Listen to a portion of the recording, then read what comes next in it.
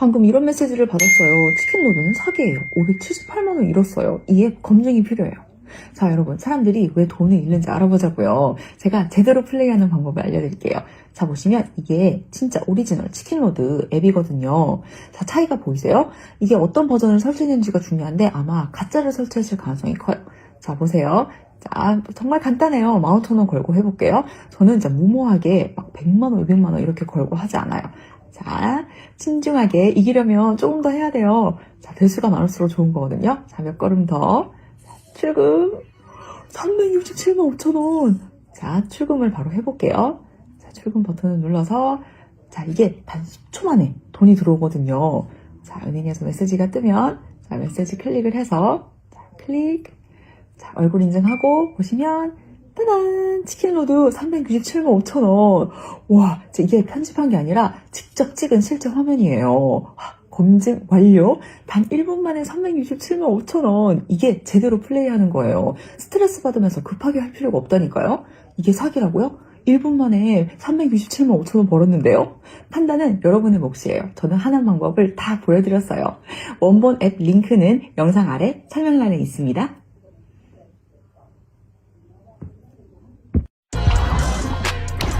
Hey, what's up? MKBHD here, and welcome to your first look and hands-on of everything Apple just unveiled today at their 2025 September event. This is iPhone 17, 17 Pro, and 17 Air. Definitely get subscribed to be among the first to see the full reviews when they come out. But this is my first impressions, and I actually found it pretty simple to synthesize my thoughts on everything they announced today. Like, there is some good tech, there's some interesting new designs, and some questionable decisions, but the funny thing is, as I go to these events and as I think about all this stuff, what usually happens is I end up typically getting some texts from friends asking what I think of the announcements, and my mental task is to summarize everything I'm thinking about into one or two easily digestible sentences or just words to understand what's new and what happened. I don't want to tell them too much information.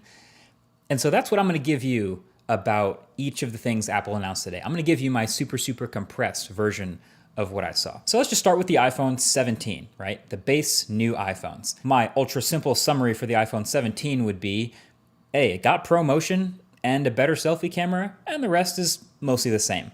So the design is mostly unchanged other than the new colors, same screen sizes, same dimensions, same camera bump, same buttons and camera control, which they barely talked about.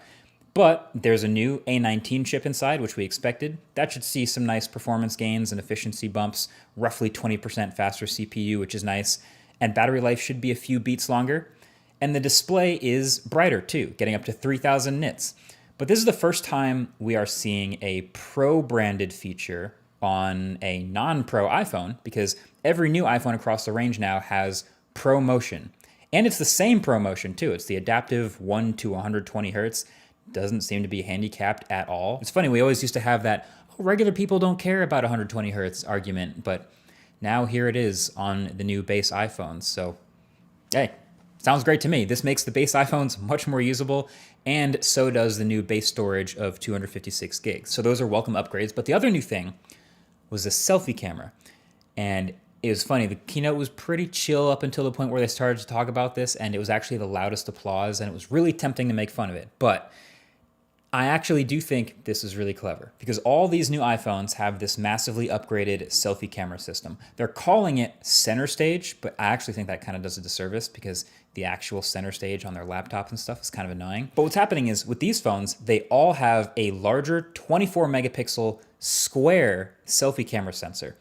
And so then when you go to take a selfie, the phone can take a regular vertical selfie, or can manually or even automatically take a horizontal selfie without you having to rotate the phone.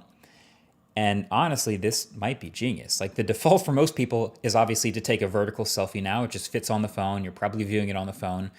But if you go to take a horizontal selfie to fit more people, suddenly the camera lens is off to the side and it's a little bit less natural looking. So now, since the selfie camera is larger and a square, it can literally just crop an 18 megapixel selfie in portrait or landscape, and for videos or photos. I think it's great. It's very useful. It might be the biggest upgrade to the iPhone 17. So then there's the iPhone 17 Pro. And my quick friendly summary of the Pro phones is, hey, they got better zoom and more battery and orange.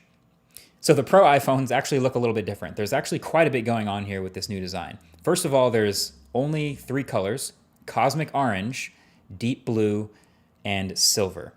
Really bumming me out that there's no black Pro phone. But then I remembered dbrand exists. Never mind.